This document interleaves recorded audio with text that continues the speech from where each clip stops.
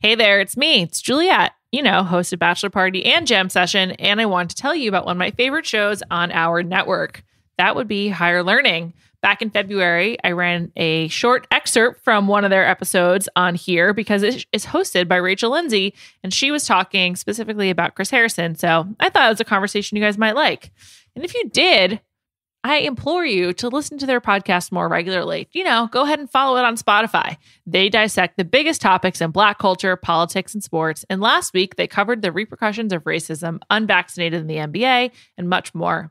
You can find Higher Learning every Tuesday and Friday on Spotify or wherever you get your podcasts. This episode is brought to you by eBay Authenticity Guarantee. eBay knows that when it comes to jewelry, authenticity is the real gem. When you see the blue check mark that says Authenticity Guarantee, it means your next piece will be carefully inspired by jewelry experts and will always be worth its weight in gold. Whether you're looking to make a statement or build the perfect everyday look, eBay is making sure you get the real deal. With eBay Authenticity Guarantee, you can trust that jaw-dropping piece will always arrive jaw-droppingly real.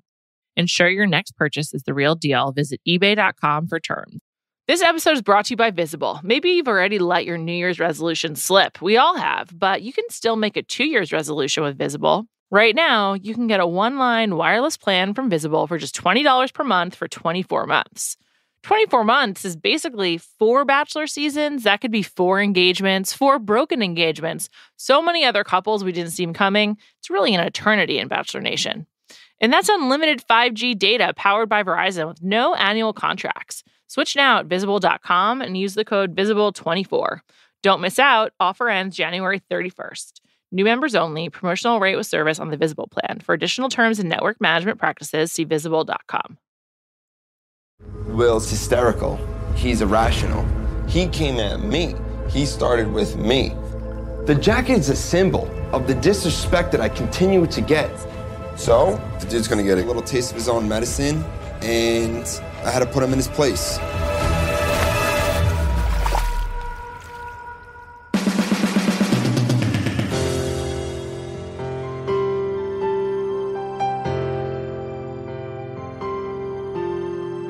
Welcome to Bachelor Party. I'm Juliet Litman. I'm here with Callie Curry. Hi, Callie. Hello. Happy post-Halloween. It's Christmas season. How do you feel? It is not post-Halloween in my house. As you can see, we still have spiders and webs up behind me. And my daughter asked me yesterday when Halloween is next. Oh my God. God. And I said in 365 sleeps, because that's how you measure things by sleeps. And she was like, that's a lot of sleeps. It really is. She was like, I can wear my Jessie costume. And I was like, yeah, you can wear it whenever you want, but no more Halloween. She's Did she like the Halloween. candy, or she just like the dressing up? No, she likes candy too. She had 2 lollipops last night and was going fucking nuts, and then asked me for a lollipop at 7:45 this morning, and I was like, no. Oh my God. Wow. That's intense. Also, can I just say, this Sure. is my first time trick-or-treating as a parent, right? I thoroughly enjoyed getting her dressed. I thought her costume was hilarious. She was so happy. It makes me happy. We went to a place that had great candy selection, like much better than I ever had. And my daughter is choosing Almond Joy. What? And what was it? Rolos and Rolos? Goobers? Goobers, yeah. Something, yeah. It's chocolate covered peanut. Great. And I'm like, That was what so dismissive. fuck? Yeah. Like I wanted to be like, Carter, what are you doing? Get in the game. You're shopping for me. I mean, no Reese's? That's pretty rough. No, Reese's are my favorite. And there were so many that there was full Reese's bars, and she'd be like, Almond Joy, Milky Way. That's a problem. Although I love Milky Way. One of my most controversial takes in life is that I also love Three Musketeers, which is like a reject candy. Three Musketeers was another one. I don't mind Milky Ways. I mean, not my favorite, but I'm fine with it. Three Musketeers, no thanks. Because I remember back in the day, there was like someone that said that there was rat hair in it or something. Remember that? I don't. Well, I'm there's glad not, I was by the way. successful. Okay, good to know. I love Three Musketeers. I think I don't know. I have weird candy taste. I only had one tiny piece of candy. I'm pretty proud of myself. Halloween. I didn't have any. It's over, except in your household. I was thinking about Halloween and I was watching this episode because I felt like Caitlin and Tayshia looked like they were in costumes. I was like, are they dressed for Halloween or like Halloween themed? It was really weird. We don't need to talk about them very much, but that sort of was one of the things I was thinking about. I just like, what's their styling? Caitlin's outfit at the rose ceremony was very confusing. I think their makeup was more of a concern. Yes, their I didn't makeup like was quite Tayshia's outfit poor. either, but yeah, it was their makeup that was weird. Also, the rose ceremony, I feel like they were like there for 6 seconds. Well, that's usually what Chris Harrison used to do. I feel like Chris Harrison was there like a tad longer where it wasn't weird. Maybe because there's two of them, seeing them both come in and out. I'm like, what is going on? What was the point of them even coming in? Also, they're so unnatural that like when they arrive, it's like almost jarring. You're just like, why are Caitlin and Tayshia here? So yeah, like they don't like Chris Harrison like kind of like would blend into the scenery. He was like just like kind of like a piece of the show. Their presence is like way more distracting. Yeah. And I think it's because there's two, maybe. And their lines are so scripted. I don't know. The Tayshia and Caitlin hosting era, I'll be glad to put behind us. But yeah, it's not working right now. Let's continue to talk about the end of the episode, though, because I mean, there's a lot to dig into, but we have to start with Jamie, right? I mean, this is an all-time implosion. I think after his one-on-one would have put money on him being a contender, and now he's gone. He got walked out. He would have put money on him being a contender. So you're not alone. At least two people were betting on Jamie. I thought for sure he would last longer because that's how the show usually works. I love that Michelle was like, you got to go. Also, it was not like a difficult decision for her at all. She didn't even really let him explain himself, even though, you know, whatever he would have said would have been bullshit. But there's been people that have been able to like talk themselves out of these situations. She was just like, I don't trust you. You got to go. Yeah. And then she didn't even walk him to the car. She like got to the door and was just like, bye, and turned around. It did tell me a lot about the hotel. It was like, oh, interesting. It's like the main pavilion of this hotel is not on the ground level, or it's like down or whatever. Down. She like walked him up, which was like, that's a very old school hotel. I just have to say, we'll come back to it, but the continued use of the sandbox by the pool for the show is like a set. It's just gross. I'm not. Yeah, they're really not into it. It's not cool. There seems to only be like a few places though, because like they've also used that one bench. Yeah. Like 50 times. Yeah. And the pool is just like major focal point. It's like, isn't there more than one pool at this hotel? But whatever. Anyway, Jamie, that was a remarkable, just absolute implosion. As I said, I was really stunned when he talked to the producer. Like I like this fourth wall breaking, but yeah. When he went to the producer, was like, this is like a loser group of guys. First of all, don't completely disagree. But second of all, the hubris to think that like you could just do that is pretty wild. Yeah, because he kind of acted like he was he was the star, like he was the lead. Yes, that's a great point. Also, it was like right after the date, he was like, I need to speak to a producer. Like, what? And then, like, is he so insulted by being around these guys? I don't know. And I wish, obviously they won't do this, but like we couldn't hear what the producer was saying. Like I was like, is the producer laughing with him right now? He sounds nuts. It was pretty weird. I think the producer must have been egging him on or something. I wonder if they like him. It just showed the back of the producer. So I'm like, is she laughing? Is she like engaging with him? Because like he kept going. Right. And so he kept saying Michelle had spring break mentality. Which, first of all, what does that mean to you? Well, I don't think it means the same thing he was thinking about, because I was like, spring break mentality. Like when I think about spring break, when I was in college, there's a lot happening. Lots of alcohol, partying, not a lot of sober moments, partying. Yeah. Maybe a lot of just making out people you've never spoken to, never will speak to. Who knows what I've never done that, but that's what I'm thinking about. Yes. You know how I feel about making out. Sure. So that's never happened. Oh, but the kissing sounds this week were turned up so high and it was disgusting. Oh, I hated it. I also feel like the kissing was a little aggressive this week. I was wondering if that's her. Well, let's come back to that. But anyway, so he's saying she's got spring break mentality. And it's like, is he talking like MTV spring break? Like Cancun, Montego Bay? Like that's what Panama I'm imagining. City? Yeah. Lake Havasu? Like all of the greats. That's why I was like, I'm really confused. I don't get that from her at all. Is Me she neither. having fun? Sure. Isn't she? What do you want? You want this to be serious business? You're on The Bachelor. I know. Like or Bachelorette. Sorry. And yeah, it almost made it seem like he thought she wasn't taking it seriously. But she's taking it quite seriously. He's just like this clown. And I thought, like, was he like saying she was not committing to one guy? Like she was being too much of like a player? It didn't really make sense. Like unless he never went on spring break or watched any movie about spring break. I mean, it'd be really hard to have a different conception of spring break. But I think he does. Yeah, I guess. Also, it's very believable that he's never been on spring break. It's very believable that he's never watched a movie about spring break. I'm not really sure what. I mean, there's so many great spring break movies, though. I mean, or just like, college age trip movies. Euro Trip, that's a great one. I have to imagine he's talking about her like making out with a bunch of guys. But I'm like, that's the show. Yeah. I'm like, that's what you signed up for. And then he's like, the fact that I have to stick around for 6 more weeks. I know. He's just a lot of attitude and sass coming from him. And he was just laughing. It was true villain shit. I was like, wow, he is morphing into just an absolute all-time villain. I enjoyed that aspect of it. I was like, I kind of found it exciting, but I'm so confused by who this dude is. Like, it just doesn't even really make sense. He has so many tells as well. Like when he's lying, there's a lot of ways to tell. Oh my gosh. The facial expressions of everyone while he was lying, like Rick, Nate, Casey, like they knew within 3 seconds that he was lying. Well, it's because he speaks so assertively. Like he just speaks with a ton of authority and he makes eye contact. And he started bumbling and he would look away. People who can't make eye contact when they are talking, when like they usually do, is a huge giveaway. And he just can't hold it together. I didn't think he would crack so quickly.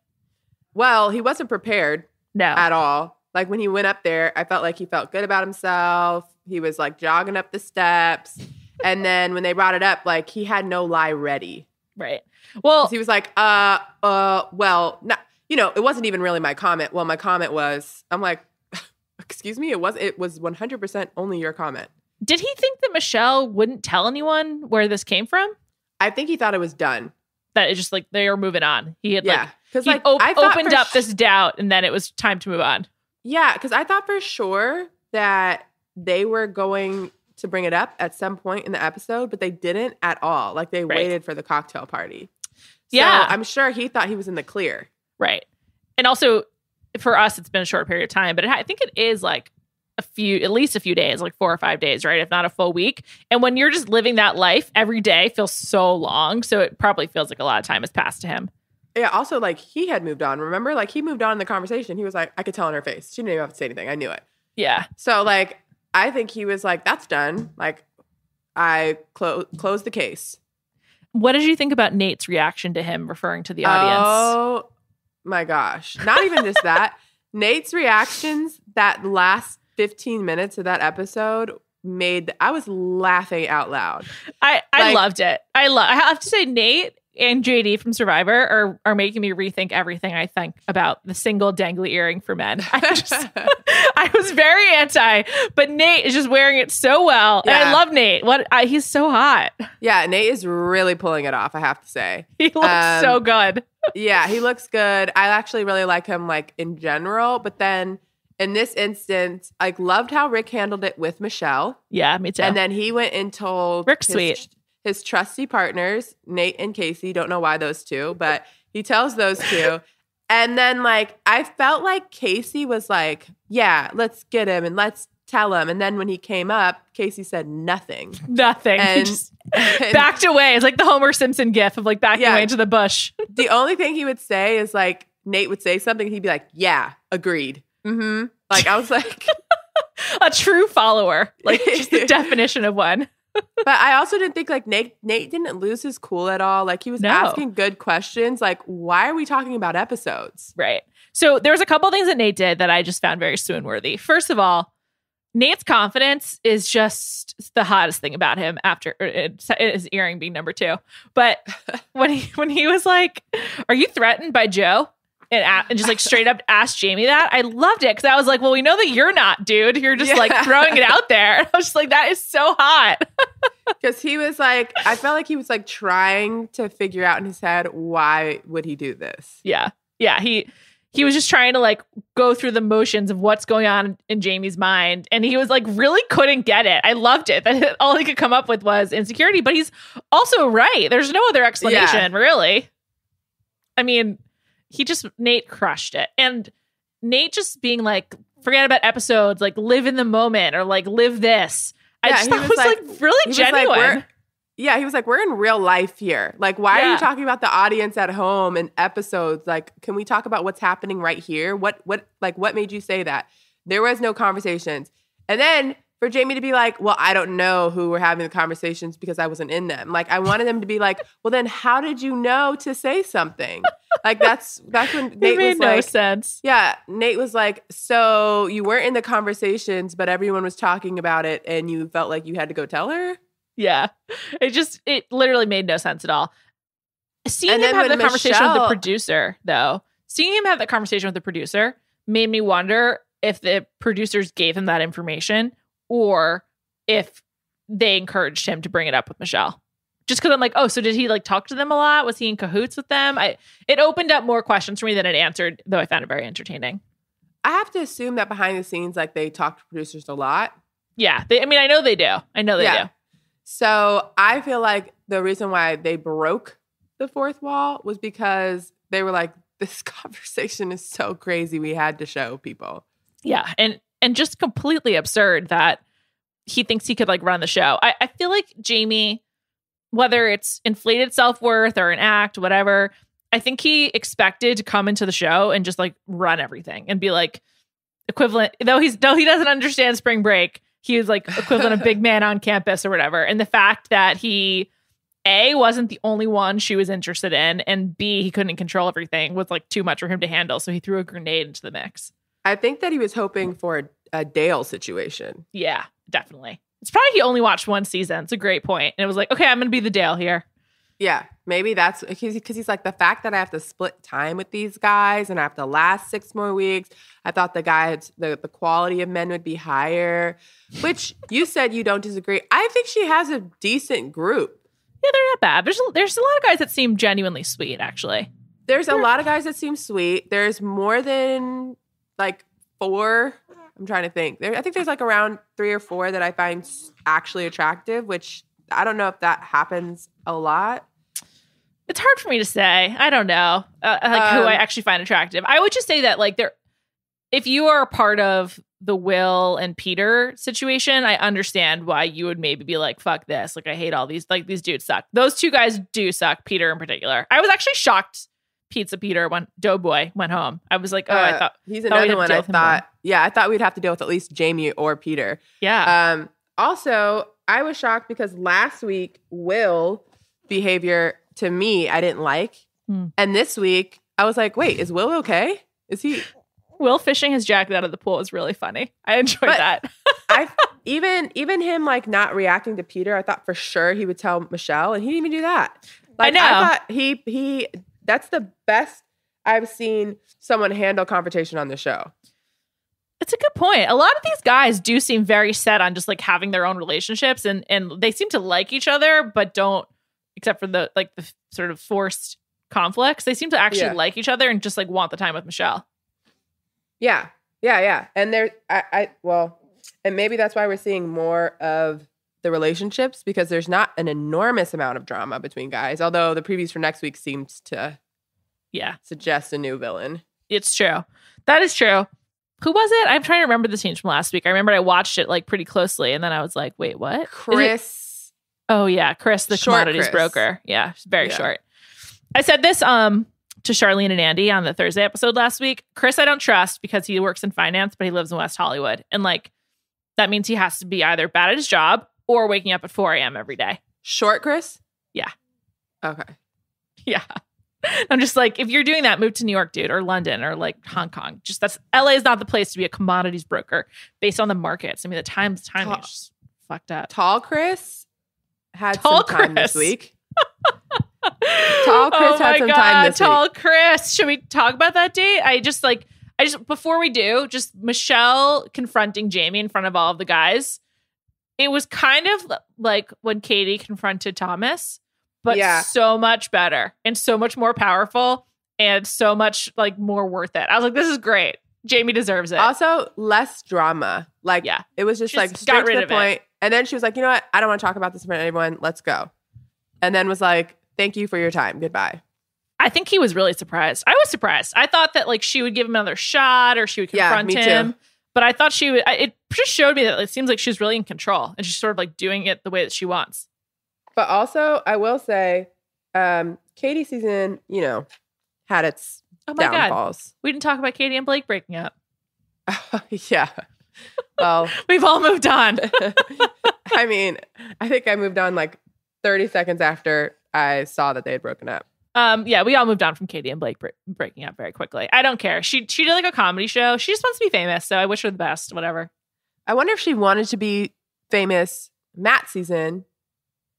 Yes. And then because then that changes how I feel about her saying stuff about the girls. Yeah, I think she was just doing anything for the screen time. Yeah. So, whatever. Sayonara. What I was going to say about Katie is obviously her season had, it wasn't the best season in the world, right? No. Certainly not. It seems like Katie started this whole I'm going to do what I want thing. Yeah, I think that's true for the most part. It's funny. I've been thinking about Hannah Brown's season. Nate kind of gives me Tyler Cameron vibes where he's like, they're not that they're that similar, but I feel like their approach to the show is similar where they're both like so confident, like the sort of like the squabbles don't get to them. And they also then as a result, like instinctively defend and support the lead. I'm not sure if you know this about me, Callie, but I was Tyler. I'm obsessed with him though. I was like Tyler's first super fan. I love him. And so that's one of the highest compliments I could possibly give Nate. Where do you stand on Tyler? I like him. I wish that he could be the Bachelor. He would never. He's like beyond it. He's like I know now he doesn't need it at all. And like I can't remember who said this. He's got a dance show coming. Maybe it was Nick Vial. Your favorite podcaster? Yeah, I don't know. Someone said it, but maybe it wasn't him because I don't know if that fits him. But like, it serves him negative to do. Like he's moved on to a different level of fame. Yeah. And he shouldn't do it. He's also like he owns all of these acai bowl places in Florida now and stuff. He's like diversified his portfolio, and he's also like doing influencer stuff, but like other stuff too. It's called Three Natives. You can go to it. Also, I think like it makes me think, was he just going to be famous? Like there's not that many people that are like that good looking and confident and you know what I mean? Tyler's literally the hottest person I've ever met in person. He has like insanely beautiful blue eyes, but moreover, he's legitimately really a nice, good person. It's so fucking crazy because he just doesn't have to be because he's so hot. So was he going to be famous? I guess, but he was like modeling already in Miami. I guess he had just moved to New York. He probably would have been discovered in some capacity. At some point. Yeah. Or he probably would have dated someone. Yeah. It just like fast tracked him dating Gigi Hadid, basically. Yeah. For that wonderful 3 weeks. It was going to happen anyways. By the way, Gigi might be back on the market. Yeah, she is single. Yeah. They said they broke up. So I don't know if Tyler's ready to be a stepfather though. So. Oh yeah, I forgot about that. Yeah, that's a big step. I like Tyler. Love Tyler. A lot. Anyway, and I'm starting to like Nate a lot. Me too. And Nate really was giving me Tyler vibes because I remember when Tyler like intervened in some fight early on in the season with that guy whose name was Cam, ABC, always be Cam. And I was just like, I thought it was really similar. So Nate is destined for big things. Also being 6'8", we love it. His height was really coming through this time too. Oh my gosh. Really the previews for next week. I know. Just towering. By the way, I can say this now since I have told everyone that I had a child. Someone DM'd me and was like, I hear newborn sounds in the background of your podcast. So for everyone listening, yes, there are times every now and then where I breastfeed. So you might hear the occasional burp or suck sound and maybe even a fart or two. You want to know what? I'm proud. I'm proud to be a podcast where a working mom can thrive. So that's great. I love it. Never stop. He just spit up and it was really loud. So I'm like, someone's probably going to hear that. Figured I would address the elephant in the room or the infant in the room. This is a podcast where we support women and not in fake ways, but in tangible ones, like breastfeeding while on the mic. It's great. Thank you. Inspiration in a dirty shirt.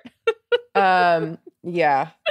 Anyway, let's move on to these dates. We barely talked about them. Okay.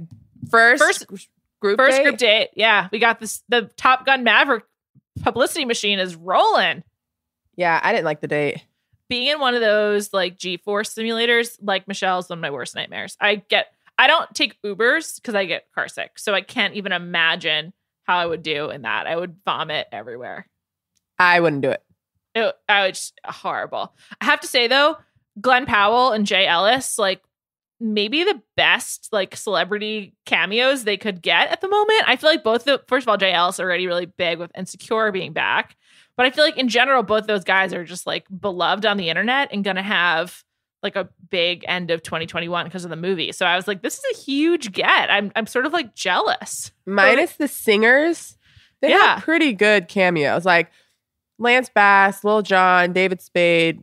We love David Spade. Remember when Mila Kunis and Ashton Kutcher were on it? That was exciting. Yeah, like I feel like they do a good job with cameos. They're not like it's not the same level for singers, but I think that comes with a much higher price tag.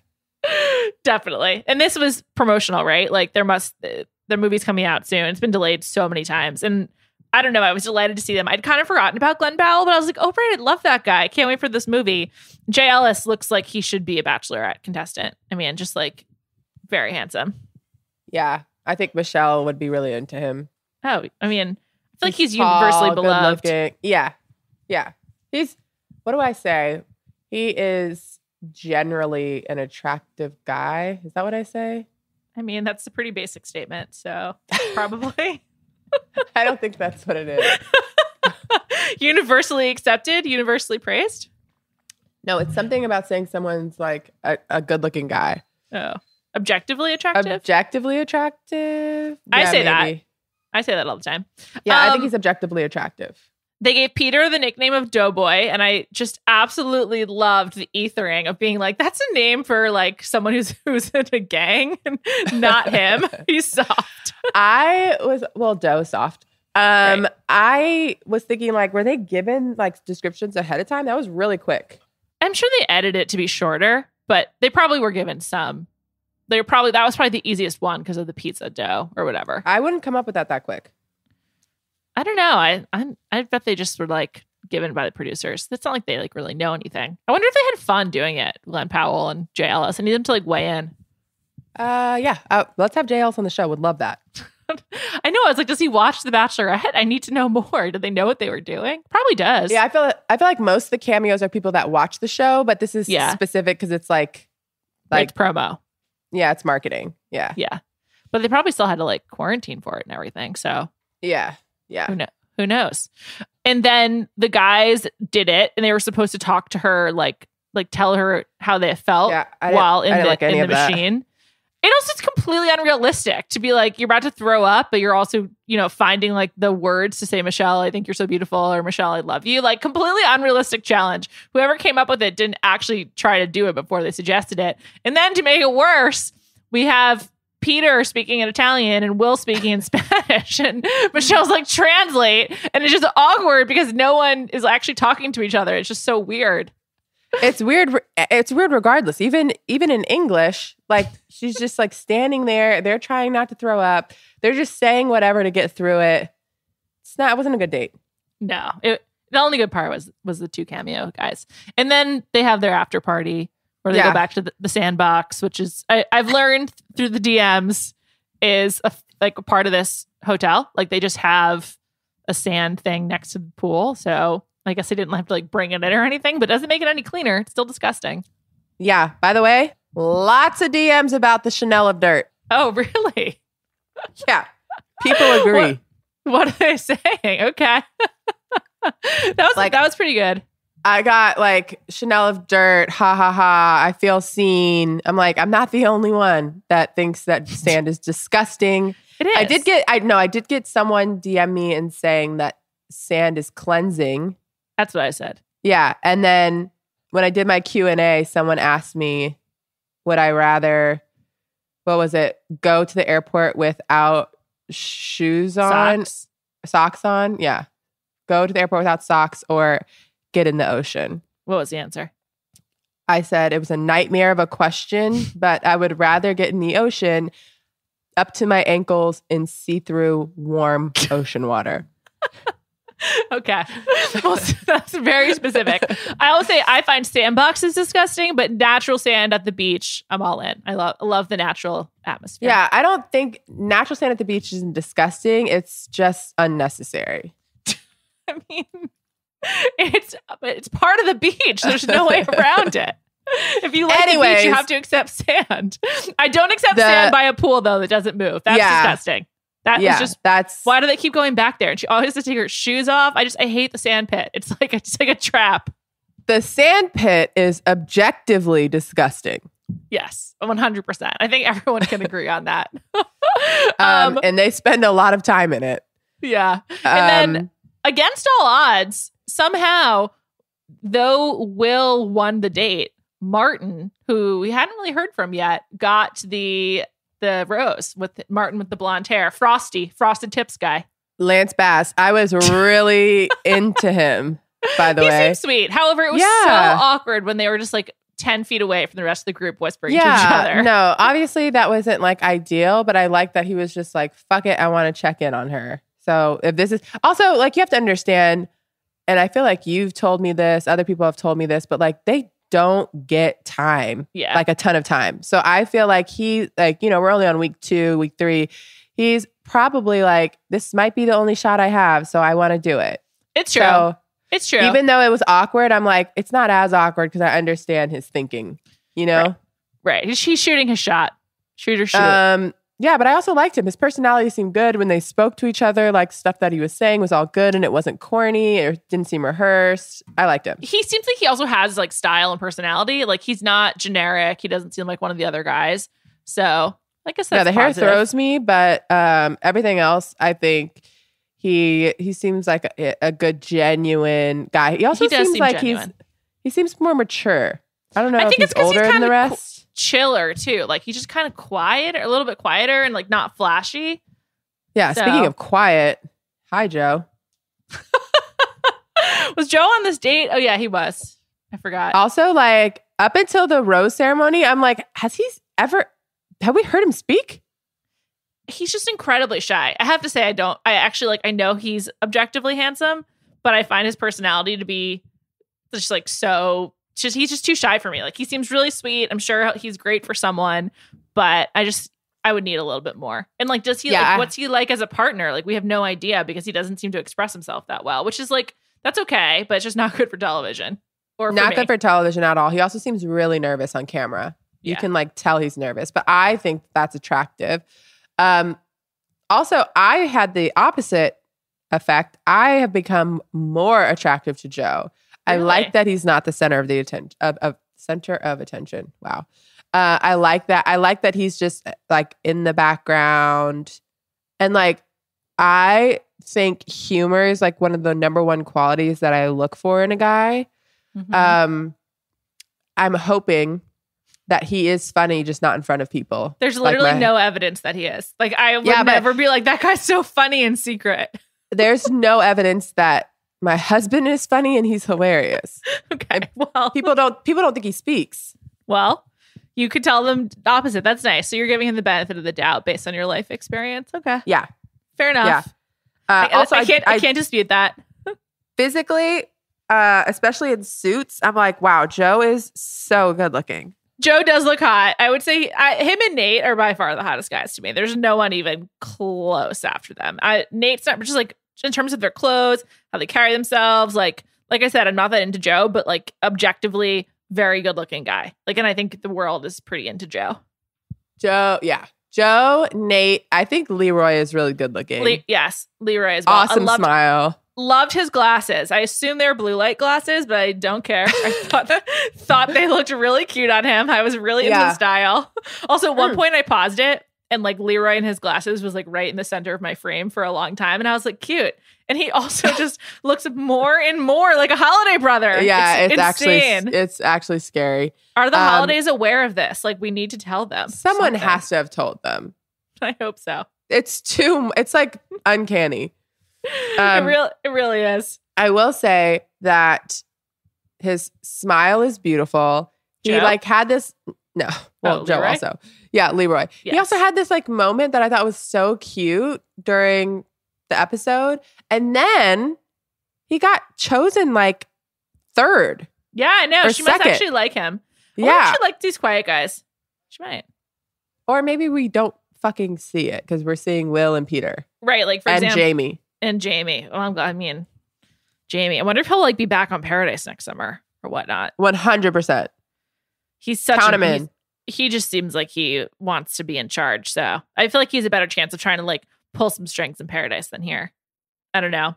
The fight between Peter and Will really was such a waste of time. However, I did think the throwing of the jacket in the pool and then him fishing it out was quite funny. I liked how Will handled it. So it made me change my mind on Will. Okay.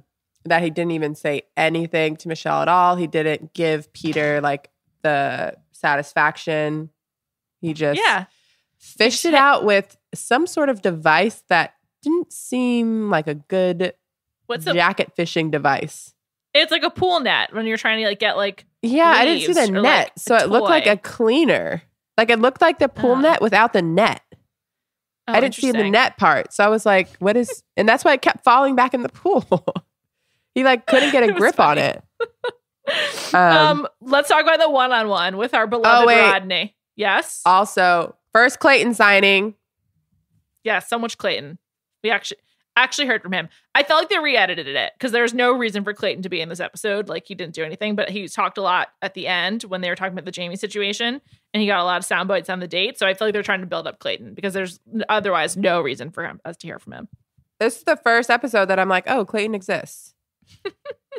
It was sort of like a little bit more than I needed because like I'm just like, what's so special about this guy? But I guess we'll want to know about him before I hope so. Otherwise, that's really weird that they picked him. I know. There must be something interesting about him. I hope we find out. This episode is brought to you by eBay Authenticity Guarantee. eBay knows that when it comes to jewelry, authenticity is the real gem. When you see the blue check mark that says Authenticity Guarantee, it means your next piece will be carefully inspired by jewelry experts and will always be worth its weight in gold. Whether you're looking to make a statement or build the perfect everyday look, eBay is making sure you get the real deal. With eBay Authenticity Guarantee, you can trust that jaw-dropping piece will always arrive jaw-droppingly real. Ensure your next purchase is the real deal. Visit ebay.com for terms. This episode is brought to you by Visible. Maybe you've already let your New Year's resolution slip. We all have, but you can still make a 2 year's resolution with Visible. Right now, you can get a one-line wireless plan from Visible for just $20 per month for 24 months. 24 months is basically 4 Bachelor seasons. That could be 4 engagements, 4 broken engagements. So many other couples we didn't see coming. It's really an eternity in Bachelor Nation. And that's unlimited 5G data powered by Verizon with no annual contracts. Switch now at Visible.com and use the code VISIBLE24. Don't miss out. Offer ends January 31st. New members only. Promotional rate with service on the Visible plan. For additional terms and network management practices, see Visible.com. This episode is brought to you by State Farm. You might say all kinds of stuff when things go wrong, but these are the words you really need to remember. Like a good neighbor, State Farm is there. They've got options to fit your unique insurance needs, meaning you can talk to your agent to choose the coverage you need. Have coverage options to protect the things you value most. File a claim right on the State Farm mobile app and even reach a real person when you need to talk to someone. Like a good neighbor, State Farm is there. Let's move on. Let's talk about Rodney. One-on-one date. One-on-one, truth or dare. The best part of the date was from the post-credit scene when he Xeroxed his face. Why did that make it in? It was so cute. Yeah, it was good. It was good. Also, great eyebrow hairs. Yes, I think that this happened on Matt's season. Michelle really shines in these post-credit scenes, and it's like they almost don't know how to handle her charisma and like her humor, and so it gets relegated to like the very end of the episode. And it's just like, let's see her having a little bit more fun. I thought it was interesting with Rodney. She immediately addressed that he was in the friend zone, and like that was the vibe between them. But he does seem fun. Wait, Michelle said that? I thought someone else said that. No, she said it. Like he like weaseled his way out of the friend zone, kind of. Oh, weaseled his way out of the friend zone. Malik kind of said before their date that he saw them being friends. Yeah. I really like Rodney. He seems so cute. Yeah, he's a sweetheart. Also, the streaking, that takes, no pun intended, some balls. I was just like, good job, dude. Yeah, also weird Tayshia and Caitlyn siding during that. Yeah, I know. It's like, of course you need to have like their like reaction or whatever. Yeah. Yeah, I was into Rodney. I think he's like, I don't know another way to say like cute. I think he's very like snuggly. Like you could like see like, him sort of like just like cozying up with him or whatever. Yeah. He seems like a good hang. Yeah, he does. He seems like he's just will like roll with it. The food tasting was funny. The callback to the pizza / lasagna. Yeah. I liked it. Also, the absolutely or whatever, like that was cute. Absolutely, yeah. Absolutely, whatever it was. Yeah, the whole thing was cute. Although I don't need to see them try food again. I think she's forcing with him a little bit because she likes him. Like he's like a nice guy, but she's not into him in the same way. But he'll be a great boyfriend for someone somewhere. For sure. Great husband, great father. I wish him the best. And, you know, I think like she clearly feels comfortable talking to him about just like her background and, you know, the conversation about her parents and her mom. I thought that was interesting. And like, it's cool that she uses all of the moments like she can to really like be true to her story and like share what she wants. I feel like these relationships seem deeper because she's so open. Yeah. Yeah. Also, I hate comparing it to Katie, but that was just like the last season. It's so like recent that that's what I'm doing. But it seems like a lot of the guys are actually into her. Yeah. They also seem like kind of smarter than you often get. Or they just seem like sort of a more like substance to them. Yeah, agreed. They have more to say. It makes it a better watch. I mean, I felt the way, again, I mean, I always bring it up, but I think like Hannah's season was good. And same with Caitlyn Bristow, because like and Tayshia, like when the guys are interesting or like when the contestants are actually interesting and have things to say, it's more fun because you're like, okay, this is not just like some idiot pizzapreneur. And I think with Rodney, we saw that too. Yeah, which also brings us to the second group date. I was I was very impressed with their ability to do this date. Oh my God. I couldn't come up with so many rhymes that quickly. I was really blown away. I mean, I was mostly blown away by Michelle. She had probably the most time to plan, but yeah, all of the guys. Hers was really good. Yeah.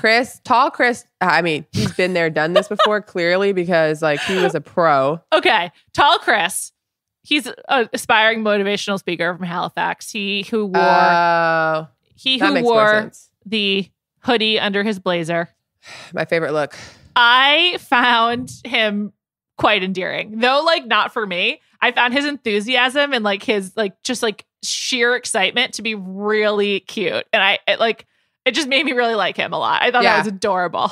I knew next to nothing about him before this episode. And by the end of the episode, I was happy that he got a rose. Yeah. He just seems like kind of a good guy too. Like he just seems like really earnest. We haven't seen him and Michelle. So like, let's see, you know, they might have a little bit of chemistry. Right now, we just don't know. I highly doubt it. If we haven't seen it already, I don't know if it's coming. Yeah, that's true. But he was sweet. And my little Brandon is just climbing the charts. Brandon with the move of bringing her on stage. That was a really good move, dude. Good. Also, I was really nervous for him because like his line last week. Yeah. Well, first of all, can't spell. His line last week, I was like, this is not going to go over well. And then he brought her to the stage and I was like, oh, I'm going to cringe. And then it was so good.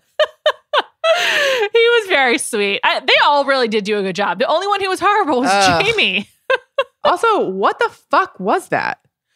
I don't know. It's just like, does he think he's too good to tell a personal story? Does he think he's too good to come up with rhymes? But like, even this story. And it just didn't make any sense. It was like, I don't even know what the story was, like a parable. It was like a nursery rhyme fable or something. It was very strange. I was like, where's this going? What's the message in this? Like, I was so confused. Me too. I really didn't get it.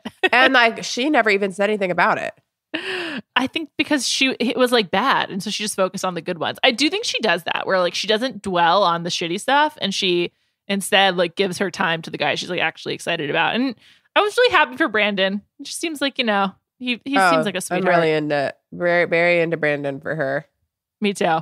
How old is she again? I feel like I ask this every episode. I believe she's 28.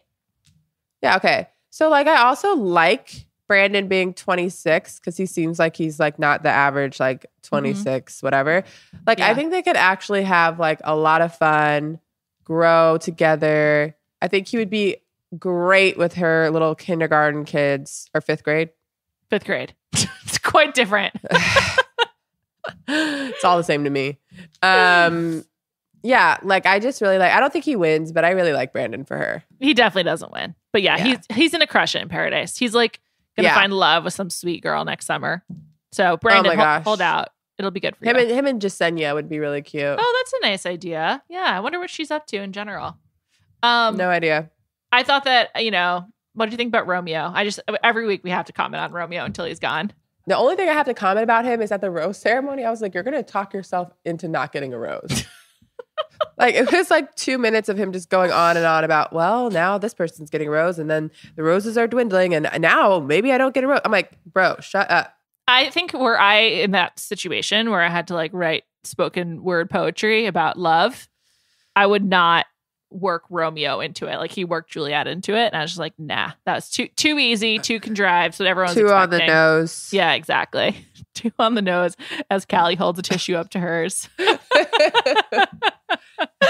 I every week I'm just like, Romeo, show me something. Also, I'm not sure if I told you this, but I got the follow from Romeo on social media. So pretty excited for our future podcast meeting. It's going to happen. Can't wait. Don't think that he found his Juliet if he's still looking. I'm concerned that perhaps he just wants to be famous, but I mean, that's okay. Whatever. Well, he seems to have dyed his hair blonde for Halloween.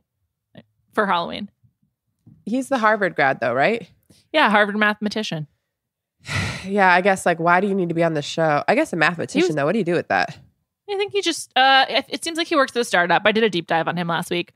I think that also just people go on the show because like they get asked to. Like apparently Joe was found via LinkedIn. They do a lot of recruiting on LinkedIn apparently.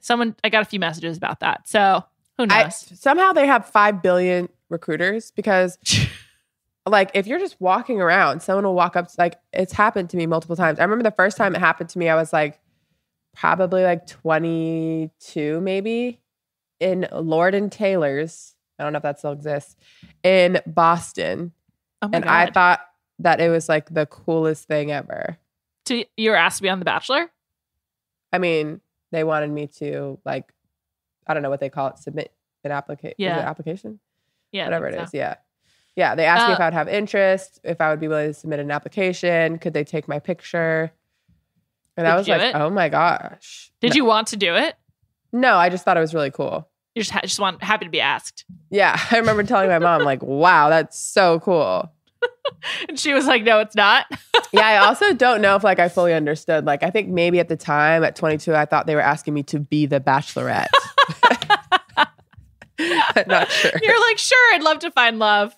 Because I'm trying to figure out why else I would think it was so cool. But I really was like so happy with myself. Yeah, that's great. But like, how do they have these recruiters just like roaming the streets everywhere? Casting directors. I don't know.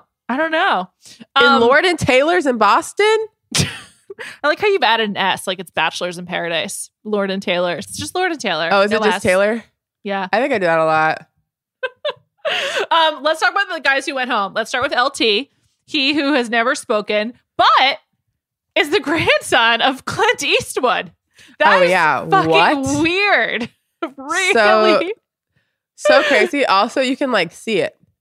Yeah, totally. I then went to I was like Googling it, and there's a New York Post article about it from right when the show aired. And yeah, he's Clint Eastwood's grandson, apparently. So random. Yeah. And apparently his mother didn't grow up with Clint Eastwood. Like she was put up for adoption. So he only reunited, I think, with the family or met the family like somewhat recently. Oh, interesting. Yeah. So 30 years after his mother was put up for adoption, she found I wonder, does he want to be an actor? Who knows? He was the guy who came in without no pants, so he's gone. Also gone is Spencer, who we never got to hear from. Yeah, they showed Spencer on a date and on the first group date. Yeah, first group date and then in the rose ceremony. I, for a second, was like, wait, what's going on? Did they forget to crop that guy out? Like, I hadn't seen him, I don't think. I thought that he clearly had like something with Michelle where she did like get to know him at some point because she referred to him as Spence when they had some one-on-one time in that cocktail party. Yeah. Also, when they showed their interaction, he seems like such a cute, like, nice guy. Seems sweet. I was sad Malik was gone. I was like, I wanted to know more about him, but now he's out. I'm fine. Okay. And then we got moving on. We also lost Peter. We're super happy about that. Thank God. Very happy about that. And the last one to go was Spencer. There was 4 though. LT, Spencer, Peter, Malik, and Jamie. There you go. Jamie and Peter in one episode. This was a great episode. I know. It just feels like Michelle's really in control. It's great. It's great stuff. And everyone is just the guys she has. A lot of winners. A lot of guys that just seem like they'd be, totally fine to date. Give them a shot. Yeah. So she doesn't have a horrible group of guys. I think it's just like the ones who are bad are really bad. Like Chris, the commodities broker, I hate. Like I just can tell next week I'm going to hate him even more. Peter, he was horrible. LT didn't speak. Chris, the motivational speaker. Like while I found him really endearing, I also could see where like if you're Jamie, you think he's kind of a joke. No, I don't think he's a joke. Also, like we said, Leroy Holiday, Joe, and Nate are good looking. I think Jamie's good looking too. No, I do. I think it's sort of like has like an older man vibe to him that I find appealing. No, Jamie is not for me. Also, I'm really into personality, so like I can't even like think he's attractive. I like would never want to, be involved with him, but I think he's handsome. I do. Can you imagine dating him? No, absolutely not. He seems like he'd be really condescending. Yeah, so. he definitely gave off like elitist vibes. Yeah, for sure. For sure. Which is not like, it's like not like in a funny way like Bennett. It was just sort of like a jerk. Yeah. I think he is a jerk. Yeah. It's clear. It's very clear. I think he is a jerk. But I think part of it is him like projecting. Like, I think he wants everyone to think he's better than everybody else. He's trying to give off a certain energy and it got him kicked out. So just the line was so bizarre. Yeah, and it wasn't good. No, it wasn't. It wasn't good. It wasn't good lying. Do you think anyone can win this outside of Joe, Nate, and Brandon? Yes. Who? I think Rick has a chance. Rick is sweet. He was really sweet. I liked him too. And the way he just confronted her, it was effective. Yeah. He just seems normal, like a nice, normal dude. She's just not that excited about him, though. Also, I don't think the snitch can win. He didn't snitch. I don't think a snitch has ever won. Wait, how did he snitch? Or I guess he like just sort of, I guess Jamie was a snitch, but the sort of like the one who opened up the drama. Rick? Yeah, because he asked her about. Yeah, but I feel like it wasn't like it wasn't a snitch because she was really the snitch. It's true. That is true. But I just feel like when you're associated with the drama like that, you can't win. Yeah, I don't know. It didn't feel like it had any blowback on him whatsoever in the episode. Yeah. I think because the guys were so united on it. She's spoken a lot about her experience as a woman of color, and it doesn't seem like she's actually interested in white guys. Yeah, I will agree with that. Which I think it's like she was very careful tonight about the conversation she had with Rodney about having a partner who would just never understand, or having a partner who didn't understand. And then she made sure to go back and say, I'm not saying that they can't handle it properly, right? But that I was with someone who didn't handle it properly. I think because her parents are interracial, she obviously has the example of, and they're still together. She has an example of it working. She just seems interested in dating a man of color, which I think also makes sense based on her being from Minneapolis and like the last year and a half. And also, I love during her spoken word that they like did like a 4-second shot of Joe's reaction to what she was saying. Me too. I thought it was cute because I feel like they can relate to each other on a different level. Yeah, absolutely. And she must feel that, and that's why there's a connection there. Also, I agree with you, and I thought it was interesting. I guess this was the episode where I was like, we did not get to know her during Matt's season because I don't remember her talking about this at all, and clearly it's very important to her. Yeah, and And you would think that her and Matt would have talked about it since he also has interracial parents. And so they did her such a disservice because she's like clearly very sure of herself. And also, I think because she's a teacher, the way she speaks to the men as a group is like really impressive. And I think it's partially from being a teacher and like knowing how to command the attention of a group of people ahead of you. And we didn't get any of that from her. No, sometimes when she talks to the group though, it does seem like a teacher. Yeah. Well, do you know what I mean? She's defaulting on the skills that she has. She's like very precise sometimes, where I'm like, this is kind of just like a back and forth. Yeah. And it's like, I don't know, very teachery. I think that she's also trying to do a good job as the Bachelorette. And not in the way that Katie was like, and again, I don't mean to keep shitting on Katie, but it just was a bad season. Katie was trying to follow like the rules of the show, right? And like wanted to like be kind of prototypical Bachelorette. I feel like Michelle is trying to do right by herself and trying to like present herself in the best light possible, which is great. Everyone should, I feel like Jamie could relate to that, thinking about the audience, but it makes her seem sometimes like almost like too composed, but I think that's better than, many of the other options. So far, so good. A+ for Michelle. It just looks amazing all the time. Yeah. I love it. I still think Joe wins.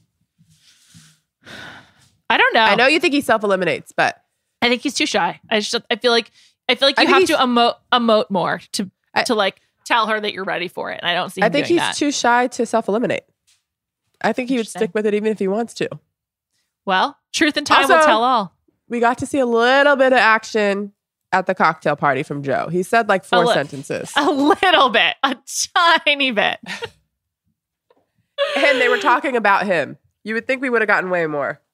That was pretty weird that like there's like this conversation. That's a great point. I didn't think about it. That like this drama is about if he knew Michelle or not. And he doesn't ever like set the record straight. He doesn't defend her. He doesn't say anything. Yeah. I'm like, it's really simple that he could have been like, what? I know. He just doesn't do it. That's pretty weird. My God. All right. Well, wait. Someone pointed out to me that she said, speaking of the situation, I think maybe part of it is why he's not saying anything. She said in the last episode, I DM'd him a few years back, and it was back and forth twice, and then he didn't. He ghosted me, which I don't know if that's a ghost, but whatever. But he said he didn't. It was last summer. So something's amiss. But she didn't refute that when she was talking to him directly. So I think it's more likely that he was saying like whatever it is. Also, she had just gotten back from Matt's season, I guess, then when that happened. No, it was before Matt's season, excuse me. Yeah, I don't know. I know we're it's gonna need some pandemic clarity and on people that. Have time issues like I do all the time. Definitely. So maybe that's it. But a few years and last year seems like a stretch. It definitely does. So we need some clarity on that. On Thursday, my guest is Lori K from Lori K PR. You might not know her name off the top of your head, but she is like the social media agent for like all of these Bachelor people and Jax and Brittany and like just a lot of reality folks. So she works in PR. I'm really excited to talk to her and hear about the tricks of the trade, how she got into this business. She works with so many of these reality people. So I'm pretty excited. That sounds fun. Yeah. Thank you, Callie McMullen, for producing this episode. Thank you to Callie's newborn baby for joining us. And we will be back next Tuesday. Adios.